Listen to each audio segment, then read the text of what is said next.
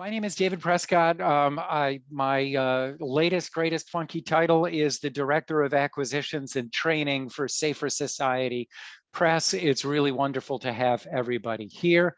Let's get started. We're really happy that you could be here today. We know everybody's busy. This is a Zoom webinar format, so don't worry, you're already on mute, and don't you dare try to unmute yourself. I don't think it works that way, but I just never want to find out. Although I've learned through the pandemic that we have all learned how to use Zoom quite appropriately. So just going back into history a little bit, I always like to express gratitude to this person here. This is Faye Honey Knopp, who started the Safer Society Foundation back around 1982. And true to her Quaker roots, Honey, as she was known, always said, if we're really going to reduce the harm of abuse, we need to first talk to the people who are causing the harm. We can research them from afar. We can get to know them by going and interviewing them in prisons, and that's exactly what she did. As one of our guests on one of our trainings once said, the funny thing about Faye Honey Knopp was where other people want to think outside the box, she wanted to explode the box altogether. And so she started us going back in 1982, passed away sadly in 1995, but we continue the work. We are a nonprofit dedicated to providing services and resources for preventive and restorative responses to sexual and social violence. And so we do this in a variety of different ways. This is our executive director. Her name is Mary Falcon. She always works behind the scenes, dotting every I, crossing every T, and worrying about every possible negative outcome to make sure that Safer Society stays as safe as it possibly can. She's a wonderful person to work with. This is Steve Zioli, who is one of the friendly voices on the phone when you call the office.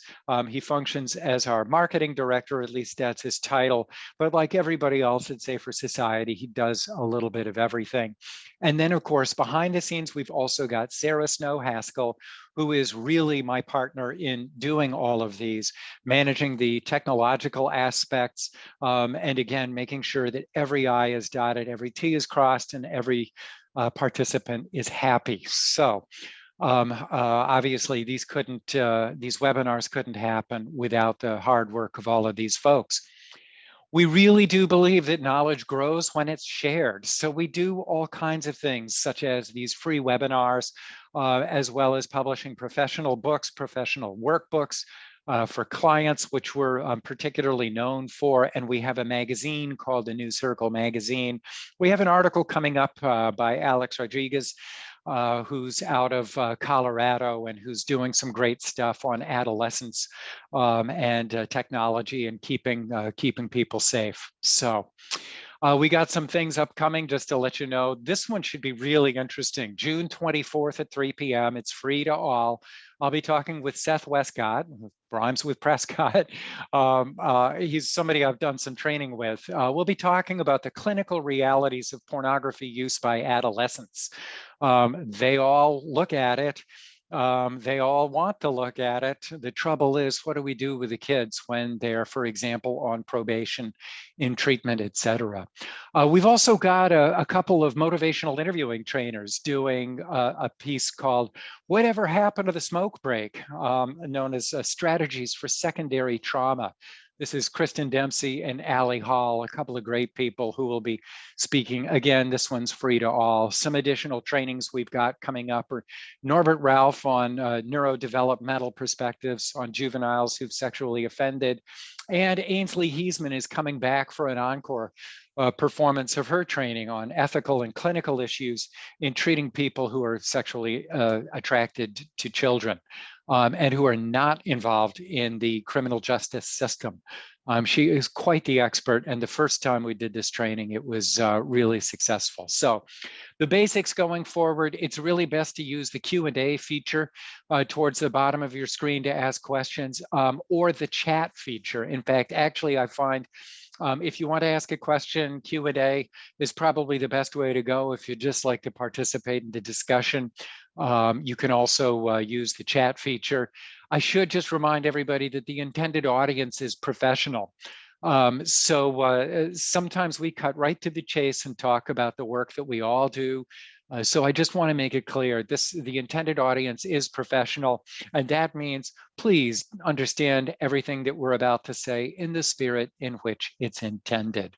So the structure is the first half is going to be a conversation with Michael Clark, and the second half will be taking your questions via the chat and the Q&A feature. So with that, I just want to say Michael Clark has served as a probation officer and magistrate in Lansing, Michigan.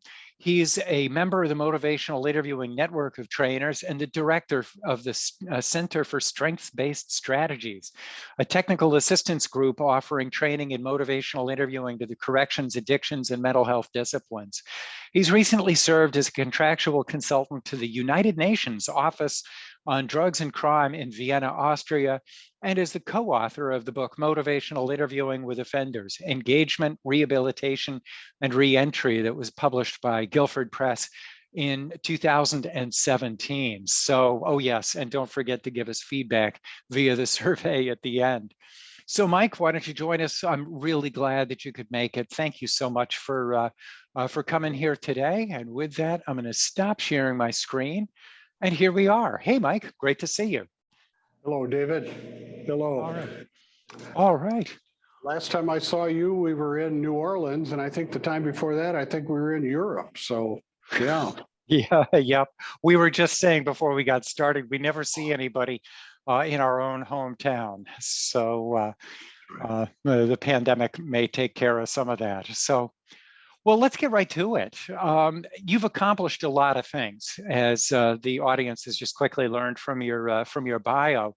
You've got this book on motivational interviewing, and you did early work with client-directed outcome-informed treatment, which many of us refer to now as feedback-informed treatment. Can you tell us a bit about your trajectory and how did you get to where you are today, particularly with respect to probation? Well, thank you, David. I would say that, when I started in juvenile probation, I also did some abuse and neglect casework.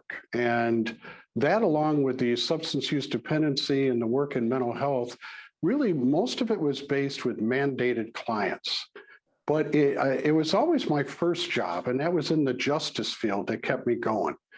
I found strength-based practice, and that made a lot of sense to me.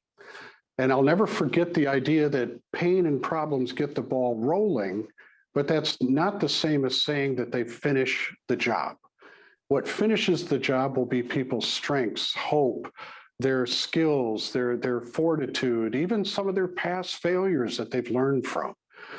I remember when I worked probation, we had thin walls in our offices, and I remember there was a guy next to me.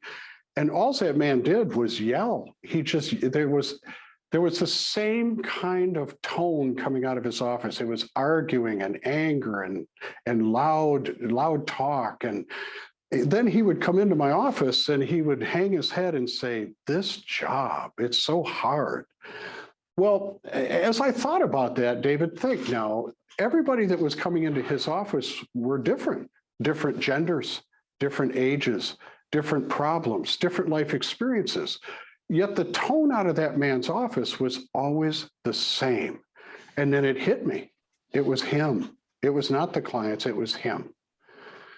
Well, the problem with strength-based practice was I didn't know what to do when someone came in and said, "I love methamphetamine. I want to keep smoking meth." What was I knew to be strength-based with that person, that in the marrow of my bones, I knew that was the way to be. But what do you do with somebody who says, "I want to keep using meth"? And that's when I found motivational interviewing. And when I found motivational interviewing, it was this coming together where I had the heart set and the mindset of strength-based, but then I had a skill set of motivational interviewing, which is directional to move them away from these harmful things. So that was, and the other thing was the issue of compliance versus behavior change in the justice field. Compliance is critically important. We have to stabilize people that are hurting self and others, but we can't stay there. we can't stay there as a field. We've got to move on to behavior change. And that's been my mission. And that brought me into client-directed outcome informed, right? Because that told me that the active ingredient was the client. The client, not inherently what we do. What we do can truly raise odds, increase chances that change will happen. But, you know, David, let's talk about critical ingredients. If I were to give you two powerful laxatives and then tell you to jump in the car and drive to New York, would you do it? No, you'd probably hang out for a while because you know you've just taken the active ingredient. You know what's going to happen in 20 to 30 minutes. Well, the critical ingredient in our field is the client. Back to you, David. Okay, excellent. Thank you. And, you know, I realized looking at your camera angle that I've missed a beat in terms of you've got some pretty cool visual stuff going on, making me, of course, feel quite inadequate with just my one camera. That's a joke, by the way. But I know you're currently coming to us from Corvallis, Oregon, where you're being sponsored for this hour by the Emergency Response Training Institute, and the website, which I do want to share because I'm going to look it up after this, which is ertitraining.com in Corvallis, and you're there with Todd Taylor. Thank you, Todd, and Nancy James, who you work with quite closely. I just wanted to pay my respects and mention them along the way. So you talk about compliance versus change, and you talk about this this probation officer who effectively used the same anger with every client, expecting that it was going to make a difference. And what I'm hearing underneath what you're saying is every client requires a slightly different relationship. Yes. Yes. Yeah. I think what happens in regards to this, what people in corrections need to know is this issue about motivation and human behavior change. You know, I went through Michigan State University. They knew I was in social work. They knew I was going to be heading in to be a forensic social worker in the justice field. Why was I never taught about motivation? What raises it? What lowers it? Why was I never taught about the process of human behavior change? To me, that boggles my mind now. And the other thing I wanted to tell people in corrections was that, you know, there's a real difference between control and influence, right? And the ability to influence outcomes versus control and compliance. And the other thing I need to talk about today with you is relationships. Finally, David, the corrections and criminal justice field is starting to warm up to the idea that it is the strength of the relationship that really improves outcomes. Because in my field, we call it the muscle approach. You know, you ought to get at it. I'm here to dominate you. Okay, I understand the muscle approach. I understand that it came from the punishment era. The problem is, David, it's a paradox. It literally makes things worse, right? The reason you do it is it just doesn't get you there. And I'm also telling people that acceptance is not a private event. When you're starting to develop these relationships, acceptance has to be communicated. It's not just you feeling it and believing it. You've got to communicate it to the people that you're working with. So back to you, David. Yeah, so as you're talking, I'm thinking, so acceptance is a process. It's not just acceptance in your mind or in your heart, it's acceptance as you're expressing it to the client. Exactly. Yes, it has to be. Yeah. Yeah. So many people, when I've had these conversations, have then said, "Wait a minute, how am I supposed to accept somebody who's done some really, truly unacceptable things?" Right. And my answer is always that we accept the person in front of us, even as we don't accept the behaviors that they've engaged in. And certainly, as you know, I'm not just a clinician. I'm also a husband and a father. I don't accept abuse in any form. further thoughts on that, on the importance of probation officers and other practitioners, professionals, Yes. demonstrating acceptance or empathy or these things? Great question, because I'll tell you something. When we trained officers in approaches that are relationship based, we're telling them you're not condoning those behaviors. You're not in agreement with those behaviors. What you're doing is that you have to come to the issue about acceptance. And when we talk about acceptance, we're saying, do these, and there's some heinous crimes, David, you and I know, right? Yeah, absolutely. They've done some terrible harm to self and terrible harm to others. Does that take away from their humanity? And we would say, no, it doesn't. We need to then change behavior. Compliance is just not enough. Yeah. If I can get really deep into it, then I'm reminded of a woman I saw present at an ATSA conference. That's the Association for the Treatment of Sexual Abusers. And she was involved, you might describe her as a kind of volunteer probation officer, in the sense that she was a community volunteer. She's just any other person, just like anyone else. And except that she worked as a part of a team who was providing supervision and support and accountability to high-risk people who were out in the community. And one thing that she said that got her through all of this was, I never thought that I would be supporting people who've committed terrible sex crimes. And on the other hand, I'm deeply religious, and they're all children of God. And it's gotten me thinking about the sort of perspectives in the world on these kinds of things.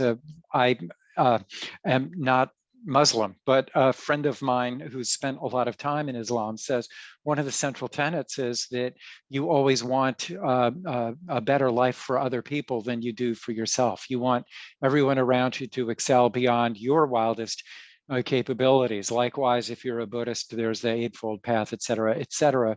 Right. Et cetera. So it sounds, if I'm reading through all of this, and then I'll come back to script more or less, that really the ultimate goal is to have a client who's developing a lifestyle where criminal offending is unnecessary and undesirable. Any thoughts on that off the top of your head? Well, certainly the issue, we believe that people walk into us ambivalent. There's a part of them that wants to keep doing what they're doing, and there's a part of them that wants to get away from it. Let's go back to the meth user, the person that's smoking methamphetamine.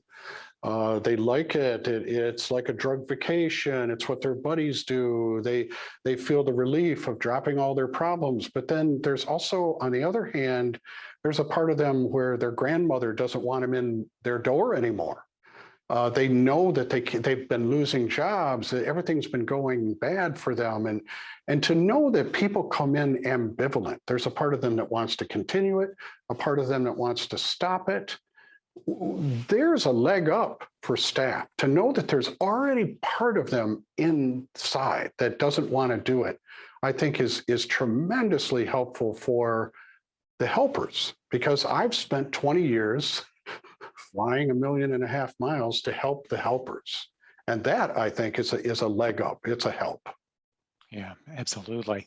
And so I also just have to acknowledge you've gotten some great remarks so far, including, wow, that sounds like all my probation officer colleagues, the fellow that you described earlier. And then also I just have to say hello to Ariel from Paraguay. I hope I'm saying that correctly, Paraguay. If you don't know how to trill your R's, I think I'm getting it right. So it's just nice to have everybody here, truly international audience. And so, okay, well, I guess as I think about corrections, people who work in corrections, and I don't know if I've ever told you this, Mike, but I once really gave serious consideration to becoming a probation officer after I realized just how important the work that they do is. I probably wouldn't have been very good at it, to tell you the truth, but what are some of the, in your opinion, some of the most important things that folks working in corrections or in probation should know? Well, I think one of the things that I would probably say is that that issue about motivation, raising and lowering it, that issue about human behavior change. Yes, some human behavior change is what? An epiphany, a point in time, what we call a wake-up call, a near-death experience. There are things that can happen to us that have us change in the moment. Divorce, marriage, having a child, losing a child. But you generally, most human behavior change is a process. And then certainly one of the things that I think is important to understand is the system that you're going to be going into. For those probation officers that just chatted with you and said, sounds like a lot of my neighbors, remember that law, probation and parole has been mostly law enforcement, almost kind of paramilitary. And the muscle staff that I talked about, like the guy next door, remember that they got promoted. So they started to move into management. And then, then there was influence from culture. I mean, think about this. In the year 2000, the American Correctional Association, they published a book by Festervan, and the title of the book was The Survival Guide for New Probation Officers. And there was a piece in that book that I'll never forget. And it said this, it said, probationers are not your friends. They do not come to visit because they like you or admire you. Probationers are criminals.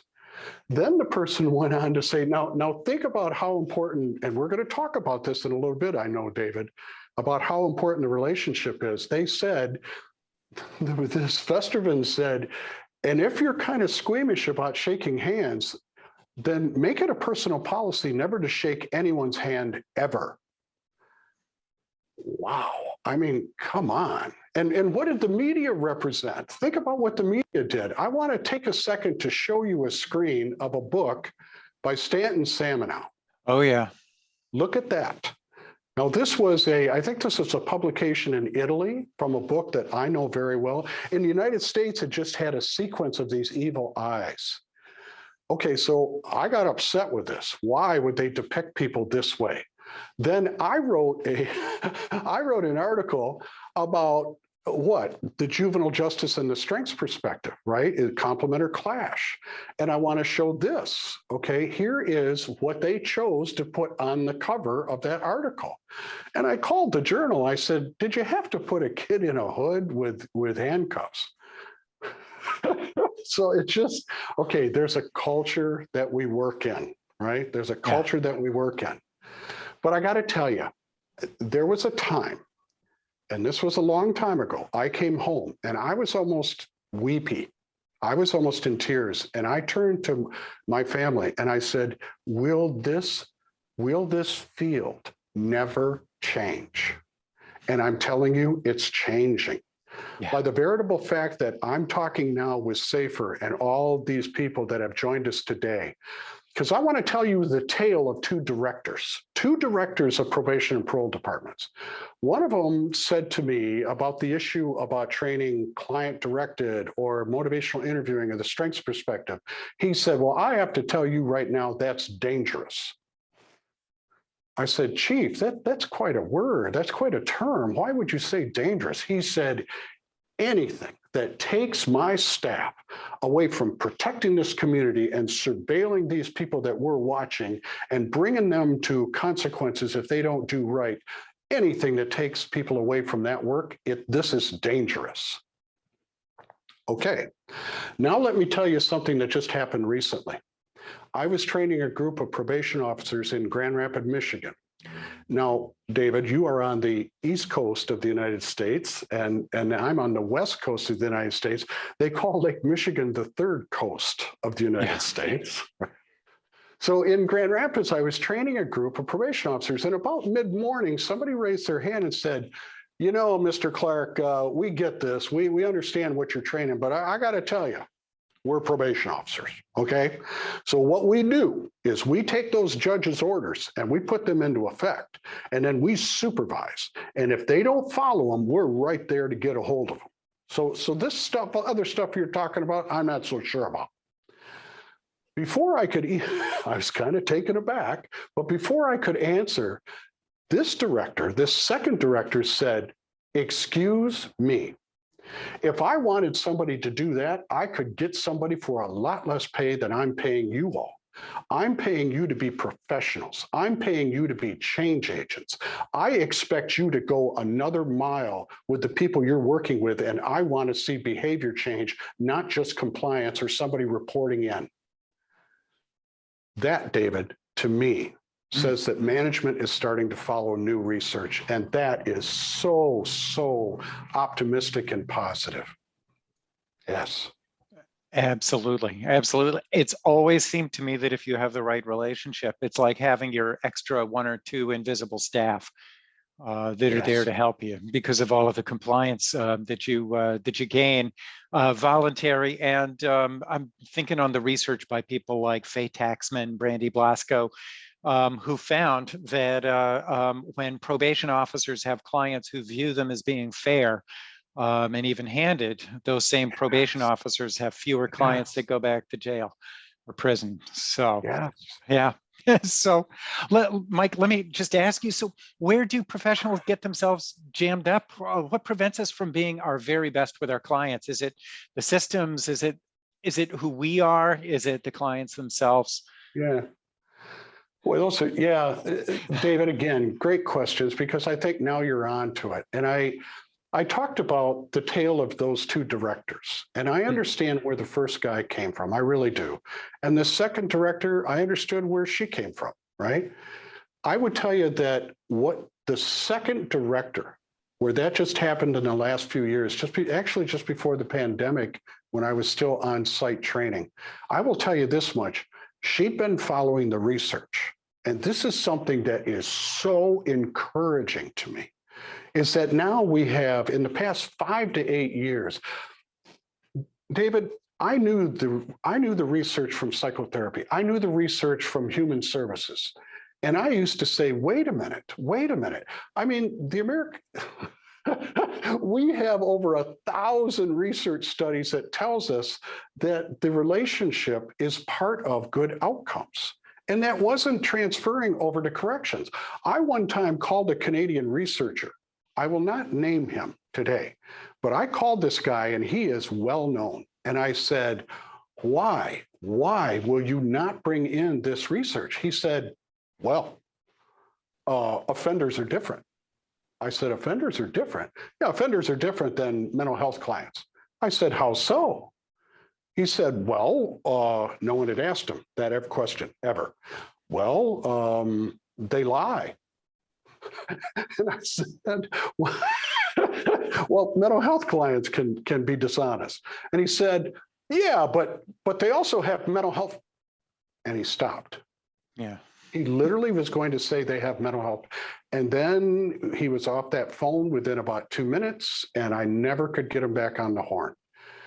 But what I know now from that second director is that she's been reading about the research about the synthetic officer, the hybrid officer that does surveillance and rehabilitation.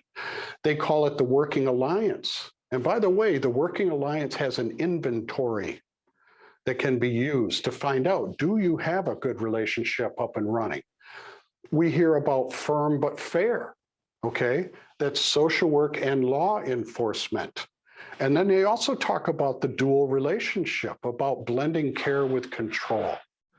So here, finally, David, things are really starting to happen, and I am feeling very optimistic.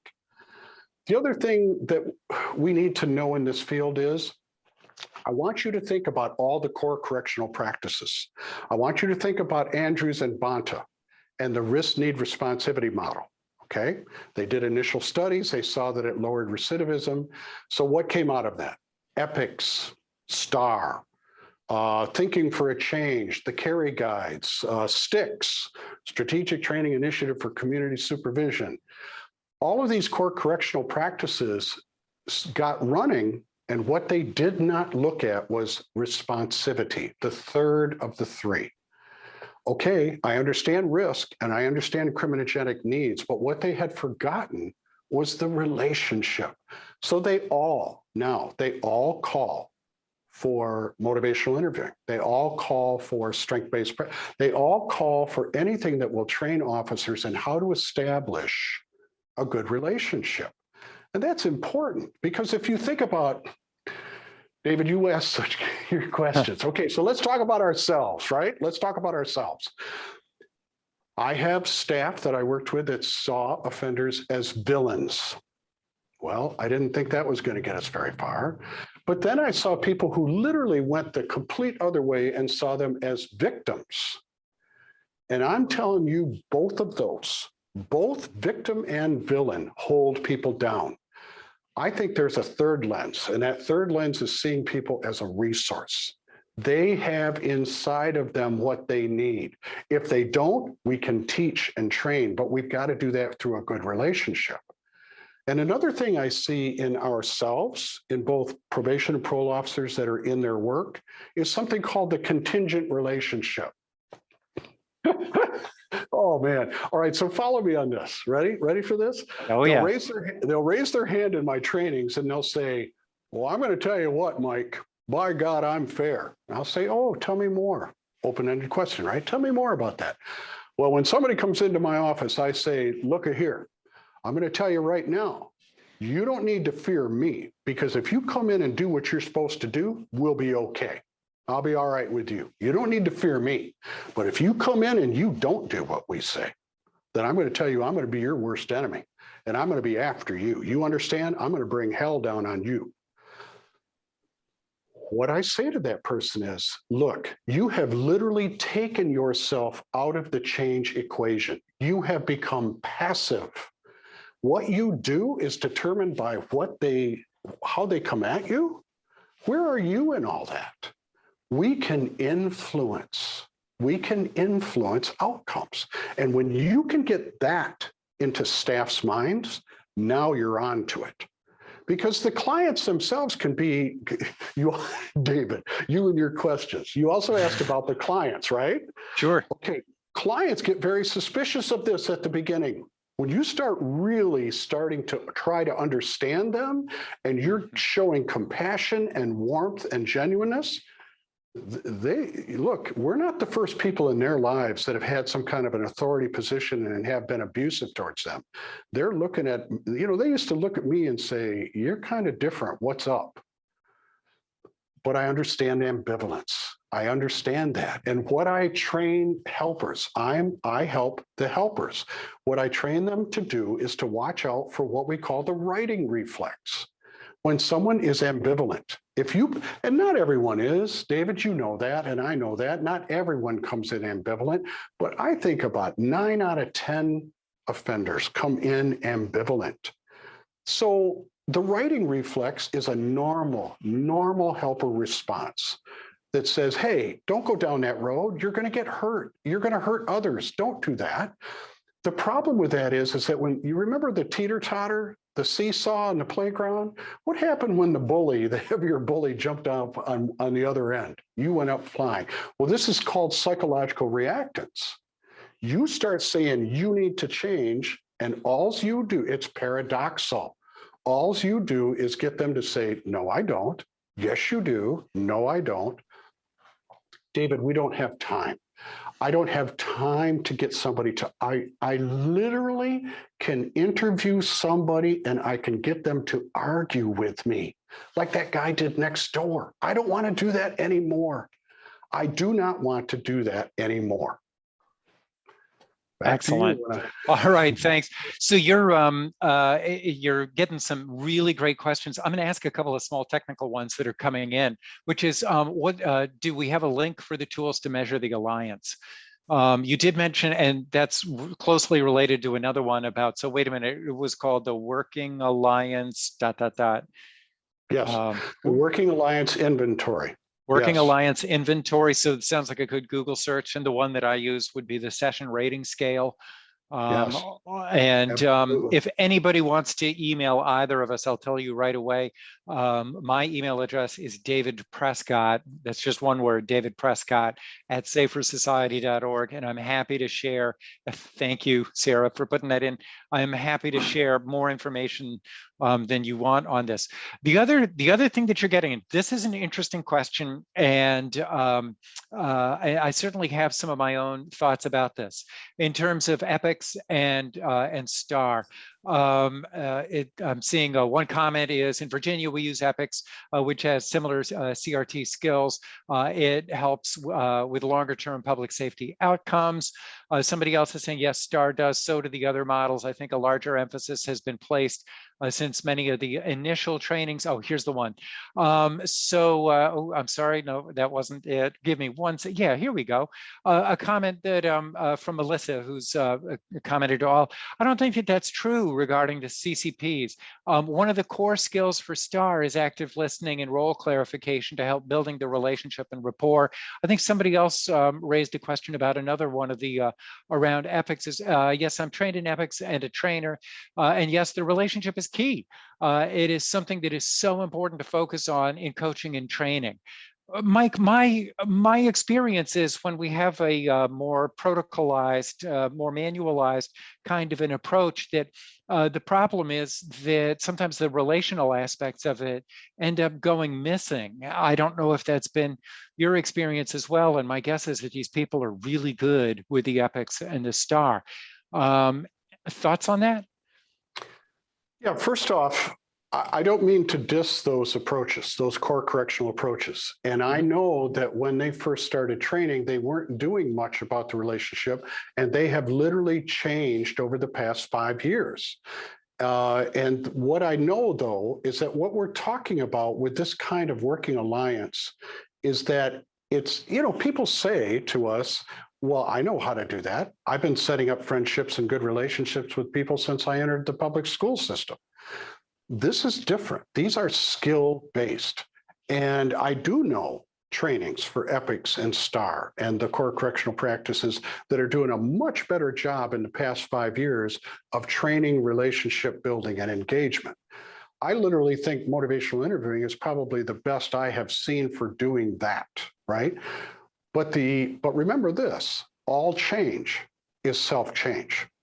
I don't care how you cut the mustard, all change is self-change.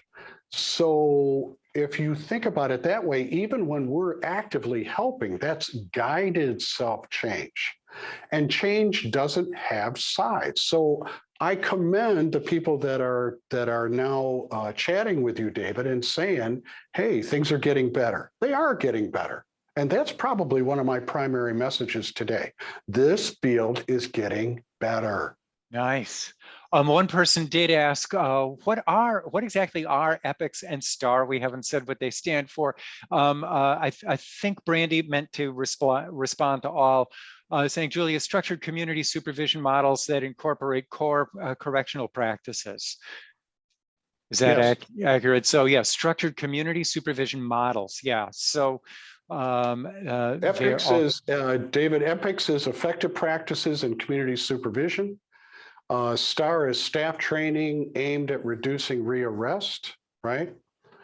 But here's another thing that I want to bring up. Let's look at this issue. And that is the Pew Foundation just published, just in 2020, just published a large study that said that 45% of all new entries into prison every year come from probation and parole. So that's a paradox. What we're trying to keep people, literally probation and parole is community supervision to keep them out. Why does that happen? Well, first off, we have a small group. They're not a large group, but they're a very influential group that are called what? These are people who believe that their job is to get people back in prison. They're the zero tolerance people. They're the people that literally meet with the person the first time and say, my job is to watch you, and if you don't do everything you're supposed to, you can consider yourself on the bus back to prison. Okay, but we've got to deal with that group, right? We have to start thinking about working them at the human services level If they can't start moving into better relationships, we should start moving them out. Yeah. Yeah. Excellent. Okay, thank you. I'm seeing so many comments come in. So one person behind the scenes is just saying some great stuff. So I'm going to say, Anita, I would love to hear from you sometime. I'm not sure if we've met before, Anita, in Erie County, I believe. Motivational interviewing, training, and probation sometimes is a one and done. It needs to be supported, coached, and reviewed yearly at least. To which I say, amen, sister. David, and I hope I'm saying your name right, Virali. Who I'm not sure if we've ever actually met. I teach MI3 text. Engagement is paramount. Everything else is secondary. Thanks to the commitment of all of you, I am seeing a culture change, and it is a joy. I have to say, I am so thrilled to hear that things are getting better in the probation world. This is something that I've suspected for quite some time, and I know that as Anita commented on earlier, leadership is key. When you have the right people as the CEO or the right people, leading the institution or the agency, really good things can happen. And frankly, I find that is not true in other areas of recent endeavor. Things like residential treatment in many quarters is not doing as well. And so I'm seeing other comments. I'm gonna ask. I'm going to try to go through as many of the comments and questions as I possibly can. Mike, let me just ask that I care deeply about treating substance use disorders, and it's not something that professionally I've gotten to do nearly enough of myself. What's the current state that people should know about treating substance use disorders, and what does the future hold for all of this? Well, David, I'm going to put something up on the screen.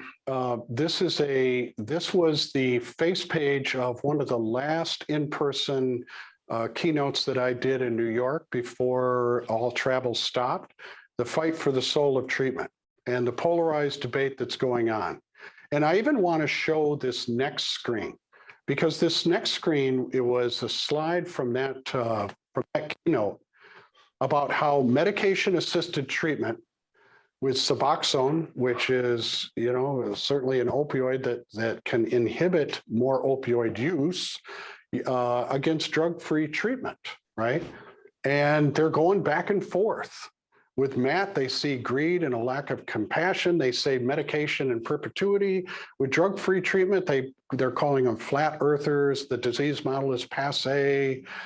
You know what? Everybody has a seat at the table. Really, I truly believe that medication-assisted treatment can stabilize people at the beginning.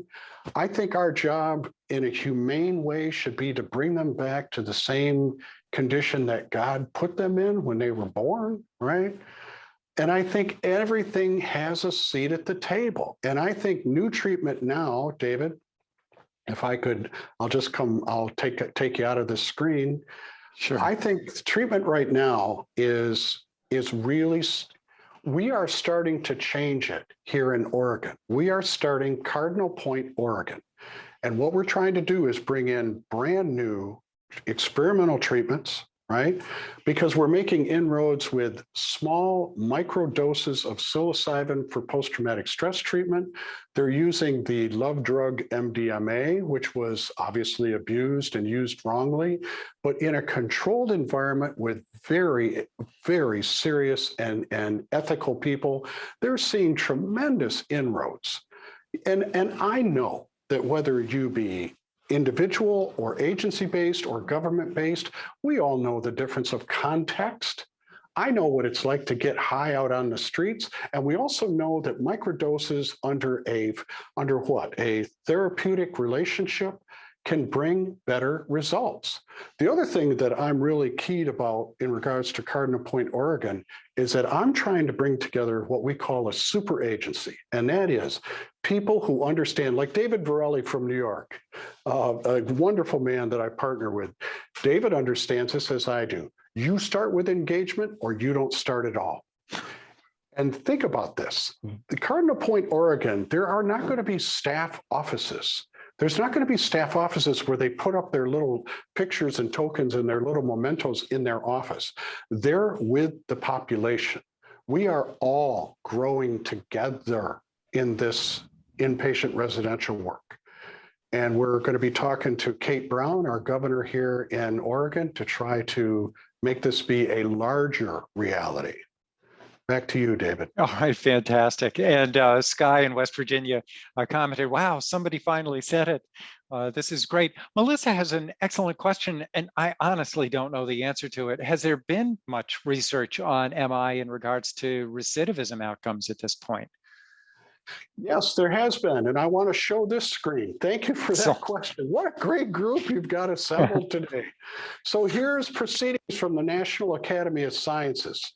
A scalable empathic supervision intervention to mitigate recidivism from probation and parole.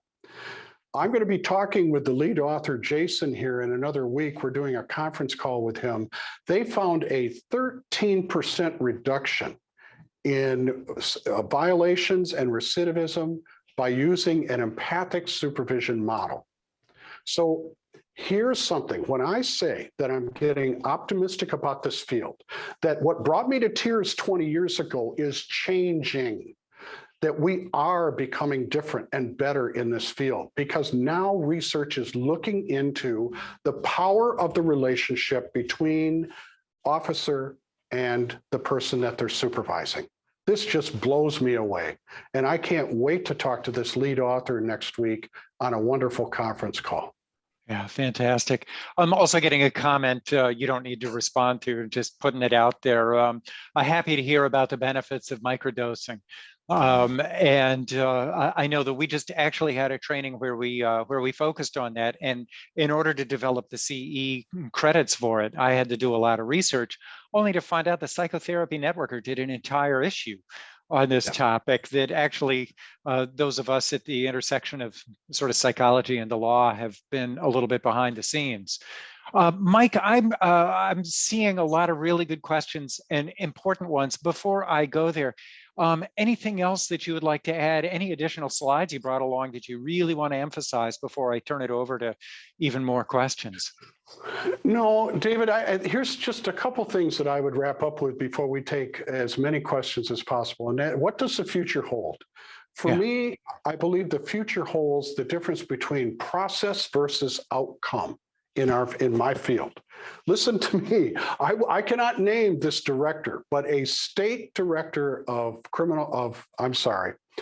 a Department of Corrections told me this one time. Do you know what wins the Probation Officer of the Year award for my state? I said, no. And he goes, then let me tell you about this award. We're not talking about a wristwatch. We're not talking about a plaque. He said, we're talking about 3 nights and 4 days in the Caribbean. He said, people work their tail off to win this award. And he said, you know what wins it? If your reports are filed on time, your attendance, your case notes are up to date, the frequency of your contacts. He said, Michael, it is all process oriented. He said that person laying on the Caribbean beach under a cabana could have an absconding rate of 50%.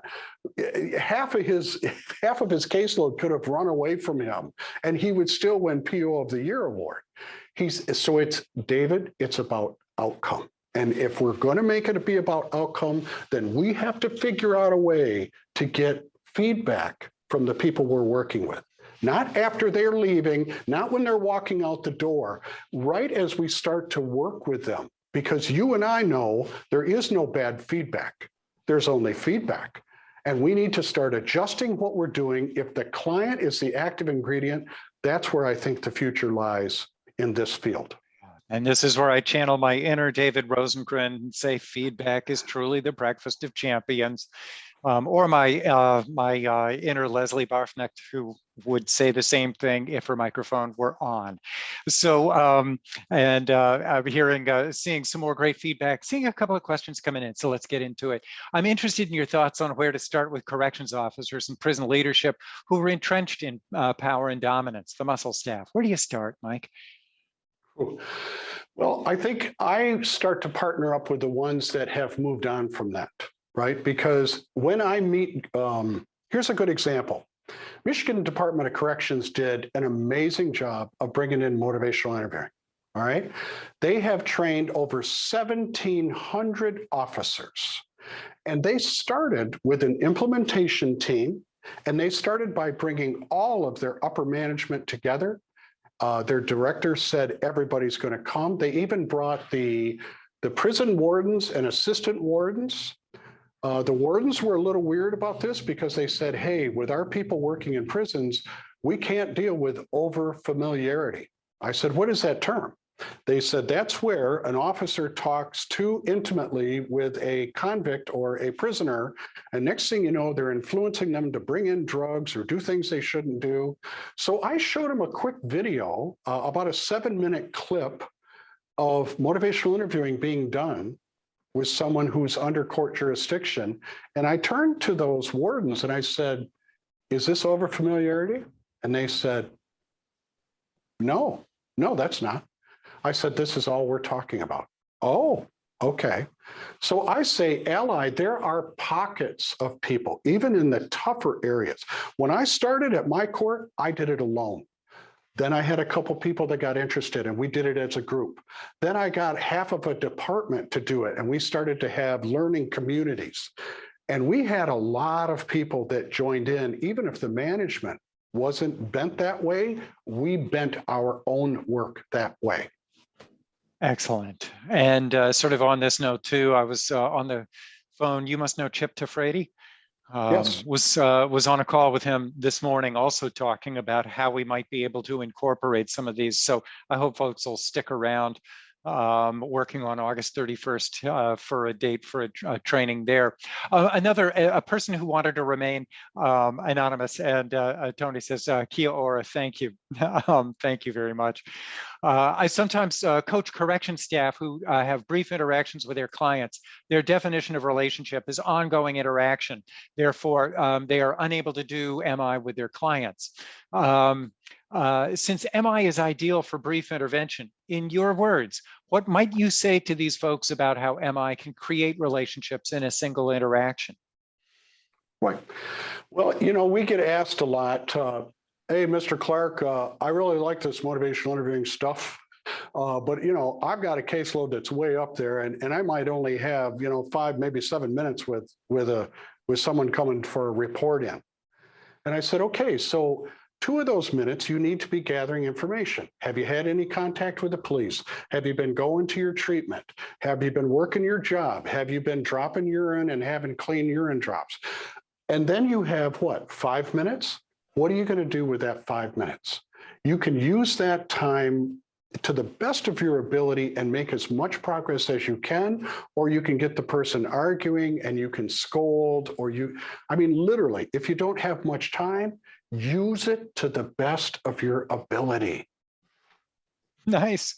One comment came in from Mitch, hi Mitch, that yeah, it can be done in just a few minutes. Steve Rolnick of Motivational Interviewing fame has this great video that he shows sometimes with a physician saying, I went in and I only had a few minutes. And so I tried doing motivational interviewing and it actually ended up working a lot better than it would have if I tried to, force the patient to do something. And so I think an important comment. Go ahead, Mike. Well, David, there's a certain training that I'm doing right now virtually, and I literally can't keep up, which is I'm doing it for judges and magistrates from the bench when they only have 2 to 3 minutes with a defendant and they want to use that time where they address the defendant in front of their bench. I have probably a dozen techniques from the brief family therapy model that they can use to really make that 3 minutes count. I can't keep up, David. And so to me, this is what I've been saying all along to you today. This field is getting better. I'm getting chills right now. We have judges that are trying to get into this. Things are getting better. Excellent. And Sky's comment is to quote Helen Mentha, one of my favorite people in the whole world, who says, if you're meeting with a mandated client, be a relief. That's the real wisdom in there. And, I realized I skipped over one of the most important questions. I wonder if you have any quick insights, and I know we've only got a couple of minutes and a bazillion comments which is, we just passed the year anniversary of the passing of George Floyd, and a lot of us have been thinking about cultural humility and our role within it. You and I were a couple of white guys. What does the research say about the best ways to engage clients of color in corrections? Anything that we should know? I'm thinking of Jennifer Hedema's meta-analysis, but do you have any thoughts on that? This is why I've been so busy, and my technical assistance group in Michigan is so busy doing virtual trainings around the country, is that we believe that motivational interviewing as a base of service. Because number one, if you use motivational interviewing with another evidence-based practice, you extend the effect size, okay? But when motivational interviewing is used with people from minority backgrounds, look, let me just say this. This doesn't sound good. And a lot of times people who develop treatment models hang their head, but they really don't extend very well to people from minority or marginalized backgrounds. Matter of fact, a lot of these developers hope and pray that it will be the same effect size. Motivational interviewing from meta-analyses has a double effect size with people from minority backgrounds. And we believe it's because they're not used to being treated with respect. They're not being used to being listened to. My Lord, in my book, I've got 2 chapters on listening, on just how to listen. This way of listening, and David, you know this way of listening is so different. It's not waiting for the person to stop so I can talk again. It's really, and when you've got good engagement, when the person sits back and kind of relaxes and says, wow, you understand me. Yeah. Then you've got good engagement. Yeah, absolutely, brother. So Deirdre's asking, there's been some stuff in the chat here about the NIJ videos showing the famous PO1 and PO2. Deirdre's asking, I'm doing a training for judges next week. How can I access that material? I think if you Google search PO1 and PO2, you will find it. Otherwise, Deirdre, shoot me an email. I've known Deirdre 20 plus years. Shoot me an email and I will send you a link to it because it's easily downloadable, et cetera. It is a true classic in terms of watching a skilled MI probation officer, as well as one who is actually an MI trainer, but who comes in looking like a sort of a classic PO doing business as usual and doing it just really, really, really well. So I'm just going through this, recognizing that we've got about 1 minute. One comment saying, imagine if we could all treat each other with respect and professionalism. Yeah, I don't know where we get lost. Richard Parker in Australia saying curiosity is key. I have a book review that's just about to get published saying exactly that. How do we maintain our curiosity throughout all of this, especially when our traumatized clients have almost learned how not to be curious about their lives? Mike, any comments on that? I say we need to be twice as curious about our clients because they've stopped being curious about themselves. Your thoughts? I couldn't agree more. David, you know that I believe that to be right on the money. And if I could, David, if you would allow me a quick close, because it comes from Henry Nouwen, right? Henry Nouwen was on the faculty at Yale's Divinity School. He was a Catholic priest.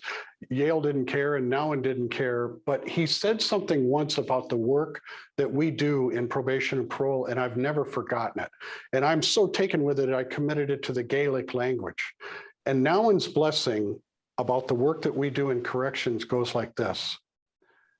Tasa an dairaya sanrayak, a persasin toil tanakober, a sadunile parsis payan. And that means it is the truly, truly remarkable person who will work in another person's pain. And you folks work with other people's pain on a daily basis. And I want you to know people think you remarkable for doing it. Let's do a better job of being curious, listening, and let's build that kind of engagement that will take us places. Excellent.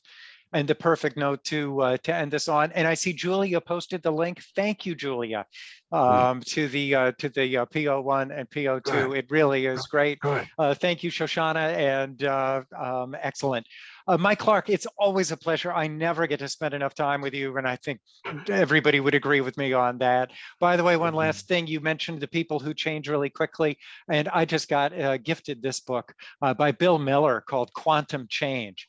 An excellent book for those. It's probably better for the clinicians, but it's called Quantum Change if you want to understand how people change overnight. This is the book. My dear friend Jerry Blanchard gave me sent a copy to me. So that's it from us. So thank you to everybody who attended. I apologize that we can't get to every question, but I hope that we covered the necessary bits. And we'll see you next time. And good luck out there in Oregon. And thank you again, ertitraining.com for the awesome visuals. So we'll talk to you guys soon. Take good care, folks. So long. Bye-bye. Bye-bye.